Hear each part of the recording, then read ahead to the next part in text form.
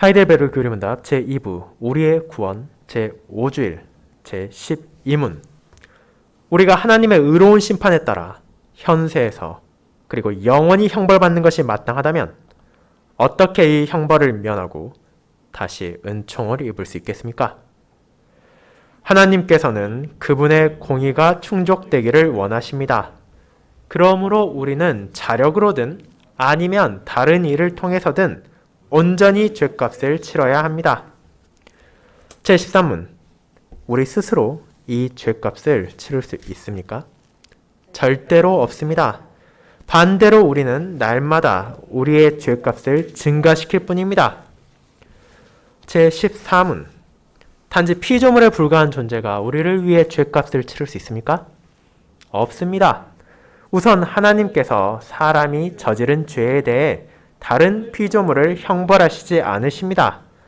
더구나 피조물로서는 죄에 대한 하나님의 영원한 진노의 짐을 감당할 수 없으며 그 형벌에서 다른 피조물을 구속할 수도 없습니다. 제15분 우리는 어떤 중보자와 구원자를 찾아야 합니까? 그분은 참 사람이시고 의로운 사람이면서 동시에 모든 피조물보다 더 능력이 많으신 분, 즉 참 하나님이신 분이셔야 합니다. 말씀 복사 후에는 찬송 1, B장 1, 2, 3절을 통해 사도신경을 함께 고백한 후 오늘 아까 읽었던 시편 130편의 1절, 2절을 다 함께 찬송하도록 하겠습니다. 사랑하는 주 예수 그리스도 안에 있는 형제 자매님들, 이 땅에서 살아가는 사람들은 다양한 문제들을 마주하고 경험하게 됩니다. 때로는 어렵지 않게 상황을 해결할 수 있는 사소한 어려움을 만날 때도 있지만 때에 따라서는 도무지 해결책을 떠올릴 수 없는 난간 앞에 서게 될 경우도 생깁니다. 아무리 머리를 쥐어짠다 한들 마땅한 대응을 생각해낼 수 없고 우리의 몸으로 부딪혀보려 한들 아무런 성과를 거두지 못할 때도 있습니다. 그렇게 심각하고 어려운 문제를 마주하게 된다면 결국 내 능력만으로는 이 문제를 해결할 수 없다는 것을 고백하고 다른 방책을 찾아 나서지 않는다면 지지부진하게 시간만 낭비하거나 혹은 쓸데없이 근심거리만을 계속 끌어안는 것이 될 것입니다. 물론 자신의 부족함만을 인정한다는 것이 모든 상황을 해결하는 것은 아닙니다. 아무리 나로서는 안 된다는 것을 깨닫는다 하더라도 우리가 도움을 줄 수 있는 대상을 바르게 찾아가지 않는다면 그 또한 의미 없는 일이기 때문입니다. 예를 들어 고등학생이 수학 문제를 풀지 못할 때 초등학생을 찾아가 도와달라 한다면 그것은 서로에게 무의미한 시간 낭비일 뿐이며 업무를 하는 도중 문제가 생겨 도움이 필요한데 아무것도 모르는 신입사원을 타박한들 해결할 수 없는 것과 마찬가지입니다. 그것이 바로 제5주일을 앞둔 우리 신자들의 상태입니다. 우리는 지난 제1부를 통하여 죄와 비참이 무엇인지를 알 수 있었습니다. 그리고 교리문답은 이제 성도들로 하여금 그 비참한 상황에서 벗어나 참되고 영원한 위로를 얻을 수 있는 답을 향해 나아가게 합니다.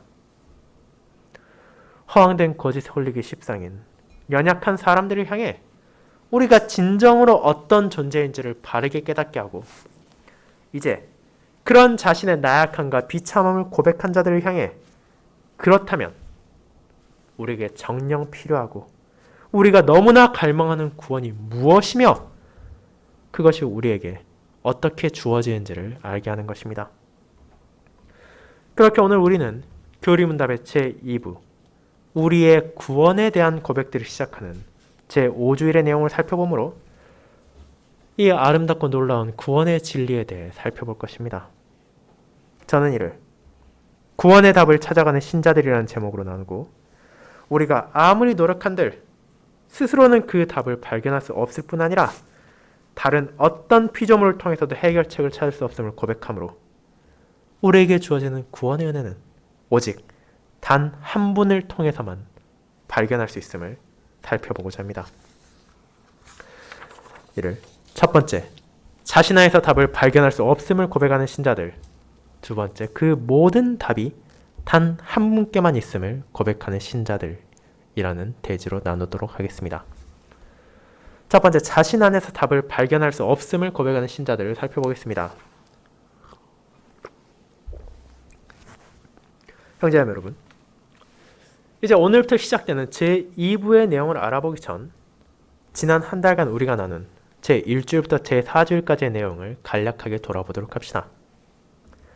신자들이 이미 잘 아는 것과 같이 교리문답은 우리에게 사람의 참된 위로가 무엇인지를 알려주며 그 위로 가운데 삶을 살아가고 죽음을 맞이할 수 있도록 하나님의 말씀을 바르게 요약하여 알려주고 있습니다. 그렇게 그 시작인 제1주일의 일문답이 우리에게 위로가 무엇인지를 알려주는 것은 너무나 자연스러운 것입니다. 제가 가지고 있고 여러분 모두가 가지고 있는 유일한 참된 위로는 바로 내가, 우리가 나 자신의 것이 아니라는 데 있습니다. 우리의 몸과 영혼은 살아있을 때만이 아니라 죽어서까지도 언제나 신실하신 구주 예수 그리스도께만 속해 있기 때문입니다. 그분께서 나를 위하여 값을 치르시고 나를 자유롭게 하셨으며 나를 보호하시며 우리가 마주하는 모든 일이 구원에 합력하게 인도하실 뿐 아니라 그 큰 은혜를 바르게 알게 하심으로 나로 하여금 그 구원에 합당한 감사의 삶을 살도록 하십니다. 세상에서 찾아오는 유혹과 공격, 박해와 멸시에 너무나 쉽게 흔들리며 방황하기도 하는 우리에게 있어 우리가 그 어떤 상황에서라도 의지할 수 있는 참된 주인이 있으며 그분께서 우리를 위하여 너무도 큰 은혜와 자비를 지금도 베푸신다는 것을 안다는 것이야말로 우리에게 주어진 놀라운 위로입니다. 하지만 그 위로의 의미를 바르게 알고 그 위로의 기쁨을 진정으로 누리기 위해서는 먼저 알아야 하는 것들이 있습니다. 그것이 바로 교리문답을 세 부분으로 구분하는 나의 죄와 비참, 나의 구원, 그리고 나의 감사입니다. 만약 어떤 학생이 문제를 보지도 않은 채 해답지를 펼치고 답을 확인한다면 그것이 어떤 공부가 되겠습니까? 그와 같이 실제로 우리에게 도대체 무슨 문제가 알지도 못하면서 답만을 바라보고자 한다면 주님께서 약속하신 구원이 아무리 큰 은혜라고 입으로는 고백할지언정 그것이 주는 참된 위로를 누리는 것은 불가능합니다.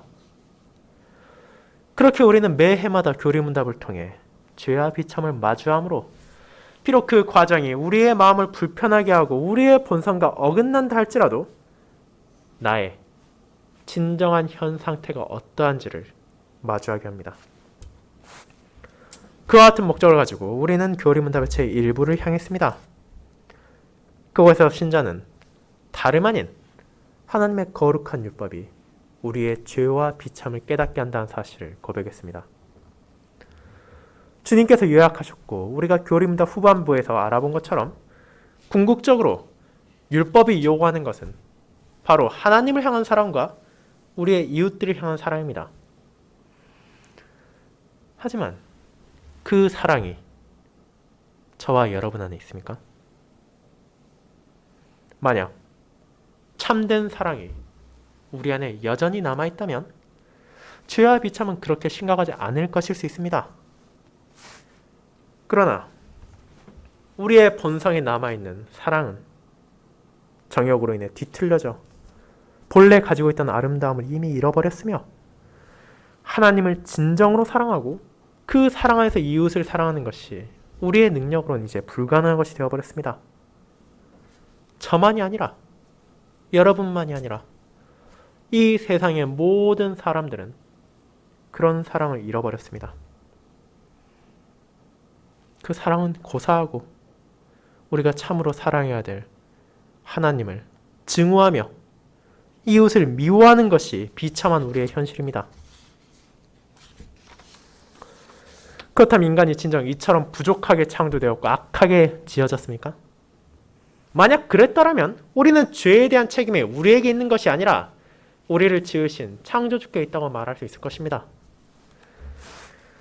하지만 제6문답부터 시작되는 3주일은 하나님께서 사람을 조금의 부족함도 없이 창조하셨을 뿐 아니라 그 어떤 피조물도 누리지 못한 영광을 베푸셔서 그들을 자신의 형상대로 만드셨음을 고백합니다. 그 결과 모든 인류의 첫 조상인 아담과 하와는 영원한 복 가운데 하나님을 찬양하며 그분께 영광을 돌리는 이상적이고 아름다운 교제를 누릴 수 있었습니다. 하지만 그것이 영원하지 않았습니다. 뱀의 유혹이 찾아왔을 때 그들은 고의적으로 하나님의 뜻을 거스르고 불순종함으로 죄를 선택했으며 그로 인해 그들만이 아니라 이제 그들의 모든 후손들까지도 죄의 대가로 찾아온 비참 가운데 잉태되고 태어나게 되었습니다. 즉, 사람은 자신의 죄와 비참의 원인을 그 어떤 외부로 돌릴 수 없으며 바로 나의 타락, 나의 잘못으로 인한 것이라는 것을 우리는 고백하게 되는 것입니다. 이 죄와 비참의 결과로 사람은 전적인 부패를 맞이하게 되었습니다. 이제 우리의 능력으로는 더 이상 어떤 선택할 수 없을 뿐 아니라 모든 행동과 생각은 악으로만 기울어져 있습니다. 그렇게 하나님의 성령으로 거듭나지 않는다면 그 어떤 인간도 선한 것을 행할 수도 없으며 그것을 구하지도 않을 것입니다. 하나님께서 우리로 하여금 참으로 선한 것, 그분께서 주신 거룩한 율법을 지킬 수 있도록 창조하셨음에도 불구하고 사단의 유혹에 빠져 고의로 불순종하고 이를 어겼기에 우리는 그분께서 주신 은사를 잃어버렸으며 슬프게도 그것이 후천적인 교육이나 개인의 선택에 의한 것이 아니라 우리의 본성으로부터 기인한 것이기에 이는 진정으로 비극적이었습니다. 그뿐 아니라 이 죄와 비참이 더더욱 비극적인 이유는 인간의 무능력함 때문이었습니다. 일반적으로 우리가 이 땅에서 살아가며 특정한 부족함을 마주할 때 그것을 극복하기 위해 노력할 것입니다. 성적이 떨어졌다면 열심히 공부할 것이고 건강이 악화되었다면 적절한 치료를 받으며 운동을 할 것입니다. 하지만 이 죄와 비참은 오늘 우리가 다시 살펴보겠지만 우리의 노력으로 이겨낼 수 있는 것이 아니기에 비극이라고밖에 말할 수 없습니다. 인간의 현실은 너무도 비참하며 하나님 앞에서 우리 중 그 누구도 의인이라 칭할 수 없습니다. 그리고 그런 죄인들을 기다리고 있는 것은 공의로우신 하나님의 영원한 심판입니다. 세상의 어떤 왕이나 권력자와도 비교할 수 없는 만물의 주권자이신 그분을 대항하여 사람이 죄를 범하고 또 저지르고 있기에 그에 대한 형벌은 죄인의 몸과 영혼에 대한 가장 엄하고 영원한 형벌입니다. 이것을 그 어떤 죄인도 피할 수 없다는 것으로 교리문답은 제 1부를 마치는 것입니다. 이를 다르게 말하자면 이것이 바로 우리에게 주어진 문제이자 왜 우리에게 구원이 필요한가라고 말할 수 있을 것입니다. 지금 여러분 앞에, 지금 제 앞에 하나님의 공의와 자신의 죄에 대한 현실이 놓여져 있습니다. 이 난관을 이해한 후 합당한 해결 방법, 즉 우리를 건져낼 방법을 찾지 못한다면 심판을 피할 수 없습니다. 그렇게 성도는 자신의 죄와 비참을 이해하면 이해할수록 구원의 필요성을 더욱더 절실히 느끼게 됩니다. 이 구원은 그저 우리에게 주어지면 좋지만 없어도 상관없는 그저 그런 선택적인 것이 아니라 이 비참을 가득 찬 세상에서 죄인인 내가 절망과 좌절 가운데 죽어가는 것이 아니라 위로 가운데 살아가기 위해 필수적인 것이기 때문입니다. 구원의 약속이 없다면 진정한 의미에선 우리는 단 한순간도 참된 평안을 누릴 수 없습니다. 구원의 약속이 없다면 우리는 두려움을 피할 수도 없습니다. 이 구원의 약속이 없다면 우리가 무엇을 한다 하더라도 결국 그 끝은 공허하고 허무한 결말을 맞을 뿐입니다. 그리고 그 약속이 없다면 우리는 위로가 무엇인지 알고 그것이 얼마나 절실히 필요하다고 깨달을지언정 결코 그것을 누릴 수가 없습니다. 그렇게 자신의 부족함을 고백한 신자는 이제 그런 연약한 우리가 위로 가운데 살고 그 위로 가운데 죽기 위하여 구원의 지를 향해 나아갑니다. 그런 필요성을 생각하며 교리문답의 제2부 우리의 구원을 시작하는 제5주일을 살펴보도록 합시다. 자, 이제 여러분과 제 앞에 문제지가 주어졌습니다. 우리는 죄인이고 무언가 특별한 조치가 취해지지 않는다면 영원한 형벌을 받게 될 것입니다. 그렇다면 자연스럽게 가장 먼저 생각해야 하는 것은 도대체 어떻게 해야 우리 앞에서 기다리고 있는 이 심판에서 벗어날 수 있는가이며 거기서 조금 더 나아가자면 그 심판을 피하는 것을 넘어 어떻게 우리가 다시 하나님의 은총을 받을 수 있는가입니다.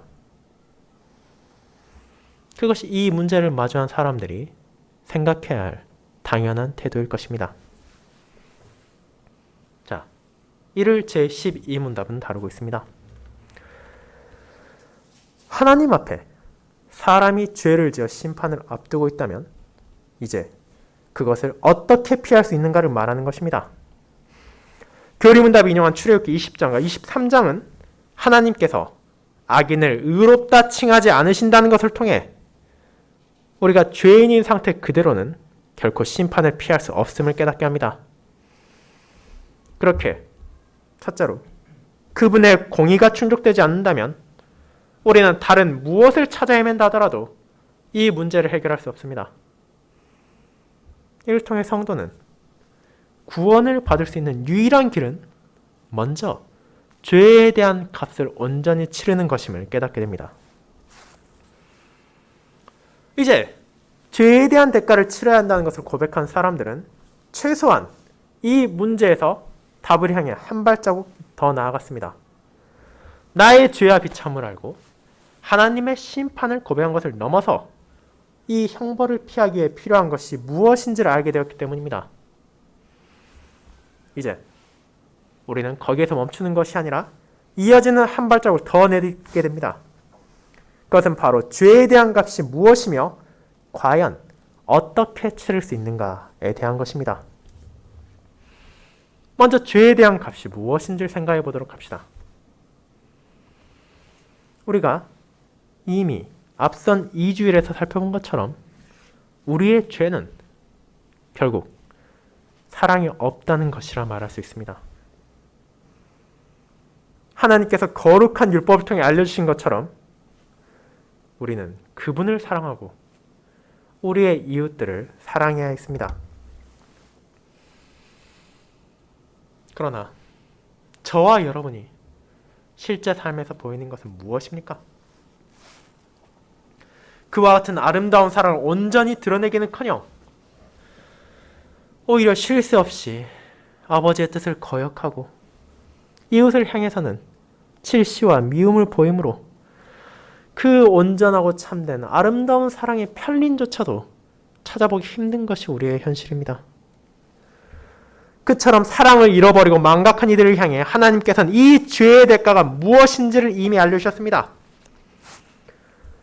구약시대 언약 백성들에게 율법을 전한 모세는 이 율법의 말씀을 실행하지 아니하는 자는 저주를 받을 것이라고 신명기 27장 26절에서 말하므로 여호와의 지엄한 공의를 선포했으며 사도 바울은 신자들을 향해 이를 인용하고 더 구체적으로 다음과 같이 말했습니다.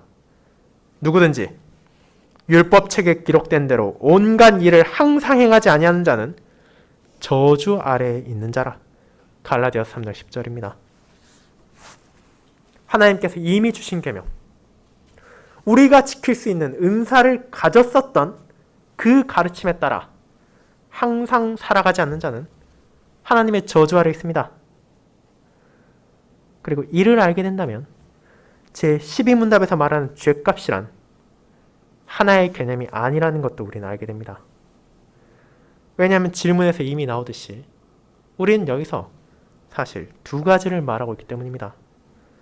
형벌을 면하기 위한 값이 있으며 다시 은총을 받을 수 있는 값이 우리들에게 필요합니다. 하나님의 공의에 따라 우리는 형벌을 면하기 위해 먼저 죄의 값을 치러야 하며 이 죄의 값은 죄의 싹슨 사망이라는 로마서의 표현이 알려주는 것처럼 죽음, 영원한 사망을 말합니다. 그리고 이와 같이 무거운 죄에 대한 대가는 사람들에게 감추어져 있던 것이 아닙니다. 하나님께서는 에덴 동산에서 아담에게 소명을 주실 때 다음과 같이 말씀하셨습니다. 선악을 알게 하는 나무의 열매는 먹지 말라. 내가 먹는 날에는 반드시 죽으리라. 창세기 2장 17절입니다.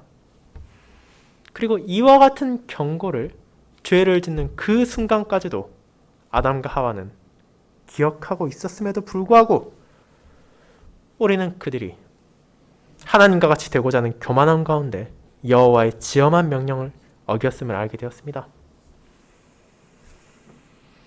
그들의 타락으로 말미암아 그들은 진정한 죽음을 마주하게 되었습니다. 육체의 죽음만이 아니라 하나님과의 영적인 교제까지 끊어졌고 육신 역시도 부패하여 모든 인간의 영역은 죽음을 피할 수 없게 되었습니다.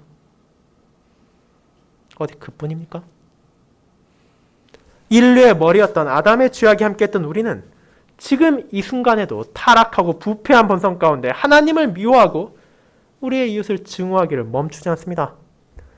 아주 조그마한 기회만 있다면 주님의 거룩한 율법을 거역하려 하고 아버지의 뜻을 무시하려 하며 우리를 이웃을 사랑하기는커녕 그들의 소유를 탐내고 우리의 말과 행동으로 어떻게든 그들을 흠잡고 깎아내리려고까지 합니다. 그렇게 우리 중 누구도 죄에 대한 값인 하나님의 공의의 심판과 진노의 잔을 피할 재간이 없습니다.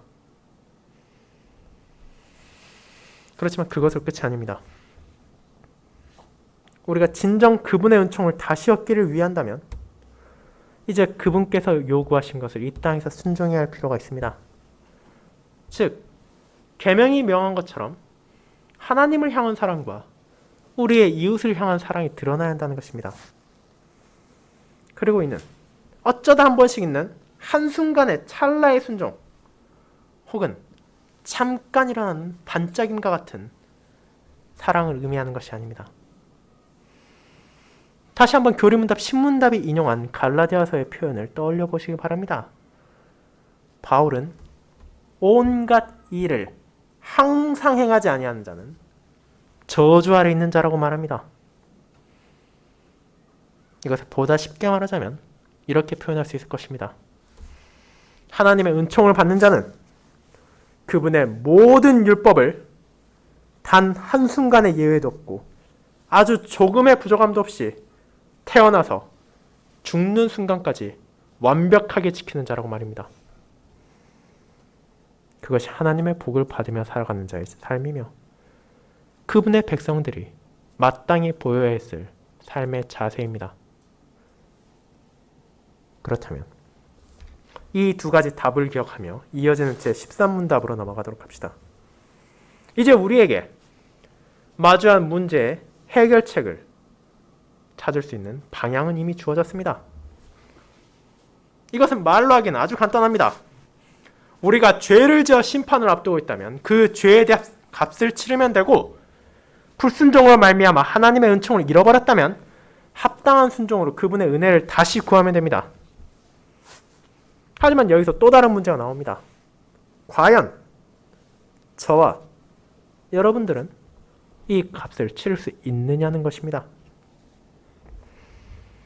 이제 잠시 지난 일주일간 우리의 삶을 돌아보도록 합시다.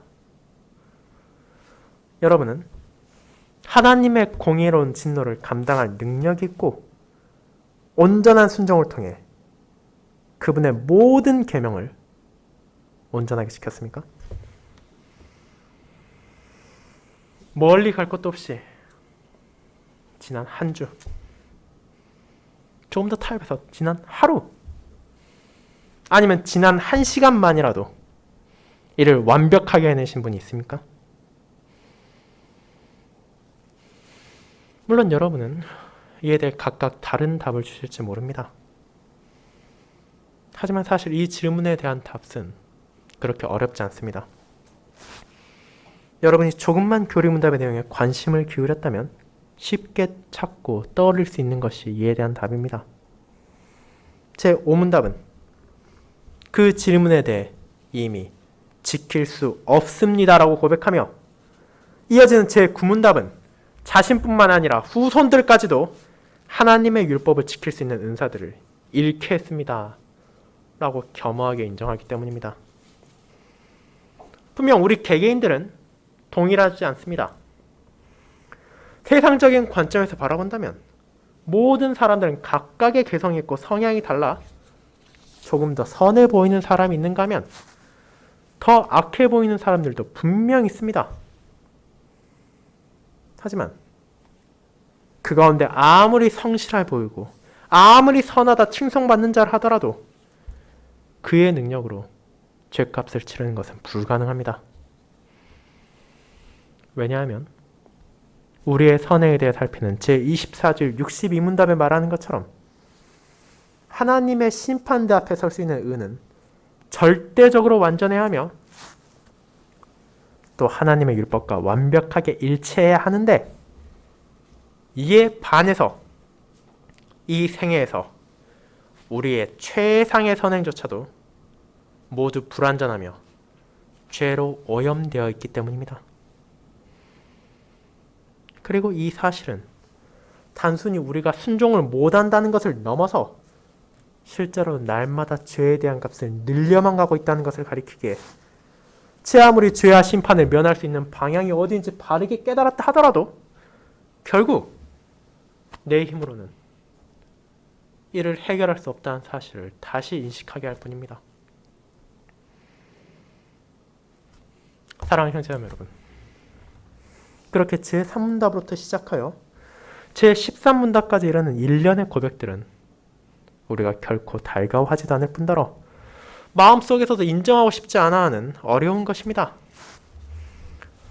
그러나 돌투신경 셋째와 넷째 규례 제3항에서도 강조되는 것처럼 우리는 선행에 있어서는 철저히 무능력하며 죄 가운데 죽어있는 죄의 종들일 뿐입니다.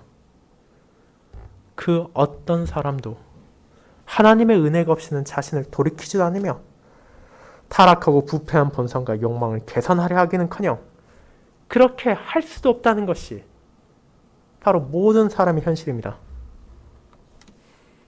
물론 여전히 알미니우스주의자들을 포함한 수많은 이들은 이것이 사실이 아니라고 주장하며 우리도 여전히 선을 행할 수 있다고 말할 뿐 아니라 그 선을 통해 하나님께 나아갈 수 있다고 외치기도 합니다. 그리고 이것은 2000여 년 전 바리새인들과 서기관들 역시 동일하게 지녔던 자세입니다. 하지만 예수님께서는 다음과 같이 말하시므로 구원에 대한 우리의 무능력함을 알려주십니다. 나를 보내신 아버지께서 이끌지 아니하시면 아무도 내게 올 수 없다고 말입니다. 요한복음 6장 44절입니다. 그것이 바로 저와 여러분입니다. 아버지의 은혜가 없다면 아무도 이 바른 길을 나아갈 수 없습니다. 우리는 철저하게 부패했으며 회심과 선행을 조금도 이룰 수 없는 무능한 사람입니다. 그렇게 만약 교리문답이 여기서 끝났다면 우리는 그저 자신의 죄악만을 기억하며 찾아온 심판만을 떨며 기다리는 비참을 피할 수 없었을 것입니다. 하지만 우리에게 주어진 참된 위로는 우리 안에 내재된 무언가에서 나오는 것이 아니라 바로 우리 바깥에서 찾아옵니다. 문제의 심각성을 바르게 인식하고 나 자신에게서 답을 찾을 수 없다고 마음속에서부터 진정한 고백을 할 때야 우리는 비로소 힘없고 무능한 죄인들에게 찾아오는 위로의 복음을 마주할 수 있게 되기 때문입니다. 그것이 두 번째, 그 모든 답이 단 한 분께만 있음을 고백하는 신자들로 이어집니다.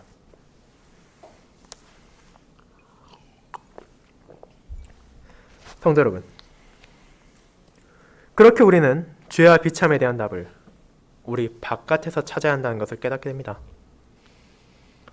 만약 그것을 알았다면 우리는 일단 내 주변으로 눈을 돌리게 될 것입니다. 우리를 둘러싸고 있는 형제와 자매, 그리고 이웃들 중에는 분명 나보다 조금이라도 더 나은 사람들이 있기 마련이고, 그렇다면 그들이 어떻게든 우리를 이 비참 가운데서 건져낼 수 있는 가능성이 있지 않겠습니까? 그리고 로마교는 실제로 이런 방식을 통해 선행의 가치를 높이기까지 했습니다. 그들이 숭상하는 성인들은 그들 자신의 구원에 필요한 신실함과 순종을 드러내었기에 이제 이 땅의 신자들이 공적인 기도에서 그들의 이름으로 하나님께 간구하며 나아갈 수 있으며 심지어 그들을 위해 교회를 바칠 수 있다고 말입니다. 하지만 이제 우리가 오늘 함께 읽었던 시편 130편으로 함께 돌아가 보도록 합시다. 이 시편의 저자는 우리와 마찬가지로 자기 자신의 비참을 잘 알고 있었습니다. 그는 그 상황을 마치 물에 잠겨 익사하는 사람으로 묘사합니다. 바다에 빠져 혹은 호수에 빠져 점점 가라앉고 있는 사람이 온 힘을 쏟아부어 발버둥을 치고 도와달라고 외치는 것처럼 그는 주님을 향하여 부르짖었습니다. 하지만 여기서 그 도움의 대상을 기억하십시오. 그가 자신의 손을 내밀고 도움을 요청한 것은 다른 피조물들이 아닙니다. 분명 이 시편의 저자 역시 그보다 나은 사람을 떠올릴 수 있을 것이며 구약시대의 성도로서 희생제사의 개념 역시 알고 있었을 것입니다.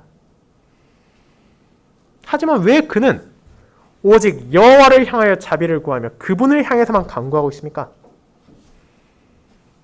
그 이유는 단 하나입니다. 바로 그분만이 진정으로 죄를 용서할 수 있는 분이시며 그분이 아니면 그 누구도 죄와 비참에서 자신을 건질 수 없다는 것을 알고 있었기 때문입니다. 그가 필사적으로 외치는 이유는 자신의 죄와 비참을 인식했기 때문이며 동시에 주변 사람들을 찾지 않은 이유는 그들 모두 하나님 앞에서는 그와 마찬가지로 동일한 죄인에 불과하다는 것을 너무도 잘 알았기 때문입니다. 3절의 고백을 다시 보십시오. 여호와여, 주께서 죄악을 지켜보실진데 주여 누가 서리이까? 이것이 바로 시편 저자가 말하는 모든 인류의 현실입니다. 그저 나 혼자만 죄인인 것이 아니고 다른 모든 사람들 역시 하나님 앞에 감히 설 수도 없는 비천한 죄인에 불과합니다. 인간적 눈으로 보았을 때 분명 나보다 훌륭해 보이는 이가 있을지언정 그 역시 하나님 앞에서는 한낱 죄인에 불과합니다. 죄인이 다른 죄인을 향해 자신을 이 죄에 대한 심판에서 구해달라고 한들 무슨 도움이 되겠습니까? 다른 피조물, 소와 양과 같은 희생제물 역시 마찬가지입니다. 제사장들이 아무리 동물을 죽이고 제물로 바친다 하더라도 그것 자체가 죄를 사하는 것은 아니기 때문입니다. 결국 하나님의 은혜와 하나님의 자비와 그분의 신실하심이 없다면 수천 마리, 수만 마리의 제물을 바친다 하더라도 결국 그것은 무의미한 희생에 불과합니다. 그 결과 세상에 그 어떤 부자도 자신의 재물을 통해 몸과 영혼을 건질 수 없으며 그 어떤 피조물도 나를 대신해서 하나님의 영원한 진노의 짐을 감당할 수 없습니다. 그것이 바로 하나님께서 시편의 저자에게 깨닫게 하신 구원에 대한 진리이자 오늘 우리가 함께 고백하는 유일한 답을 향해 나아가는 길입니다. 자, 지금까지 교리문답은 우리가 떠올릴 수 있는 모든 길들을 하나하나 닫아갔습니다. 나 자신은 죄의 값을 치를 수 없습니다. 세상에 그 어떤 사람도 나의 죄값을 치를 수 없습니다. 또한 다른 피조물들 역시 우리를 대신해 하나님의 진노를 감당할 수 없습니다. 그렇다면 어떻게 해야 됩니까? 우리가 생각할 수 있는 모든 것이 답이 아니라면 절망 가운데 주저앉아 심판만을 망연자실하게 기다려야 합니까? 그렇지 않습니다. 구약의 이 시편 저자는 이미 우리가 나아가야 할 방향을 바르게 알려줍니다. 분명 하나님 앞에서는 저와 여러분 역시 죄인에 불과합니다. 감히 그분 앞에 서 있을 수 없으며 그분께 무언가를 요구할 수도 없습니다.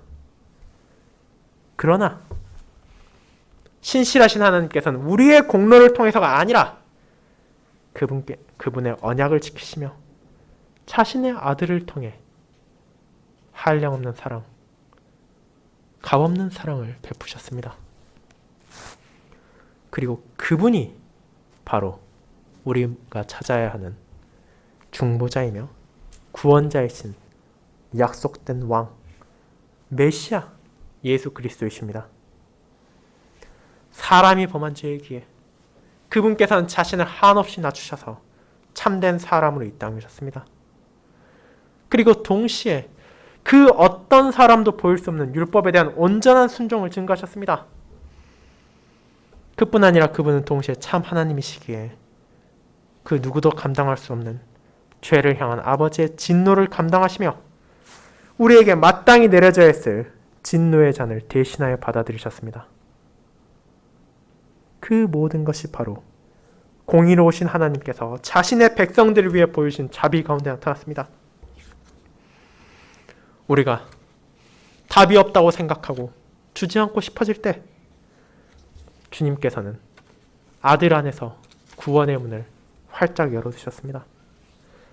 그분의 미천한 백성들이 죄와 비참 가운데 결코 찾을 수 없는 답을 찾아 헤매며 방황하다 먼지처럼 쓰러지게 버려두지 않으시고 믿음 가운데 소망을 가지고 위로를 누릴 수 있도록 구원자로서 자신의 아들을 보내신 것입니다.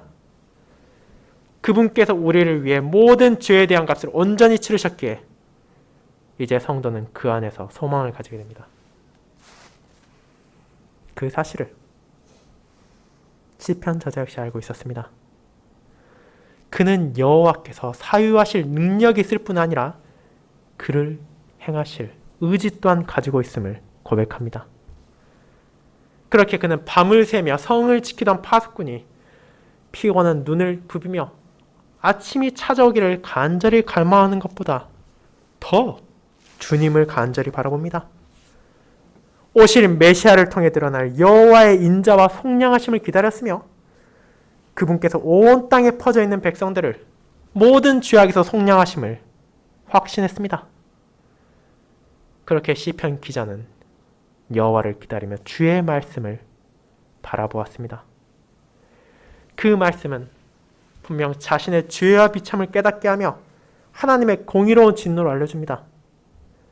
하지만 동시에 그 말씀을 통해서 여호와의 자비 또한 드러나며 하나님의 신실하심과 구원의 약속까지 전해졌기에 그는 말씀을 피하고 외면하는 것이 아니라 오히려 그 말씀을 간절히 바라며 그 안에서 위로를 받았습니다. 그리고 이제 오늘날의 성도들 역시 저와 여러분 역시 진리의 말씀을 통해 동일한 이 시편 저자보다 더 큰 위로와 확신을 가지게 됩니다. 분명 교리문답 제15문답이 말하는 구원자와 중보자의 조건은 우리에게 불가능해 보일 것입니다.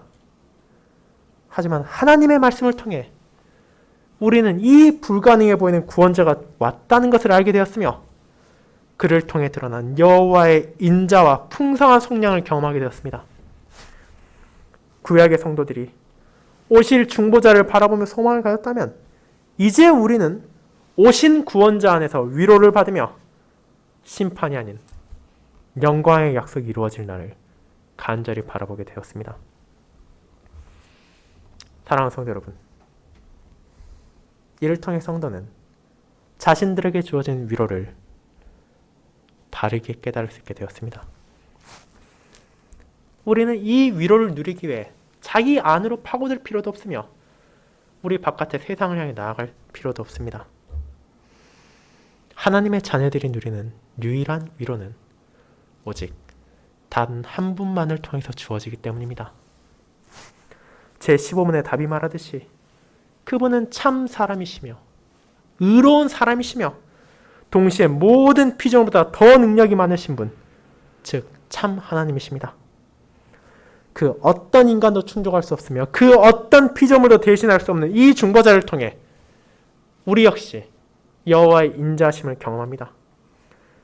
그리고 아버지의 진리의 말씀이 이 사실을 알려주기에 이는 참으로 기쁜 소식, 진정한 복음입니다. 우리가 스스로는 치를 수 없는 죄에 대한 대가, 우리가 결코 요구할 수 없는 하나님의 은총이 우리 바깥에서 주어졌습니다. 그리고 이 놀라운 구원의 은혜를 우리는 다시 한번 차근차근 고백하며 알아가는 시간을 가질 것입니다. 이 시간은 자신의 죄와 비참을 깨달은 우리에게 있어 너무나 큰 위로를 줄 것이며 이제 우리가 주님의 날을 떨며 두려워하는 것이 아니라 오히려 파수꾼이 아침을 기다리는 것처럼 갈망할 수 있는 관점을 가지게 할 것입니다. 이제 그 위로와 확신 가운데 여러분 모두가 이번 한 주를 보내며 우리 구원의 유일한 답이신 주님을 바라보시기 바랍니다. 아멘.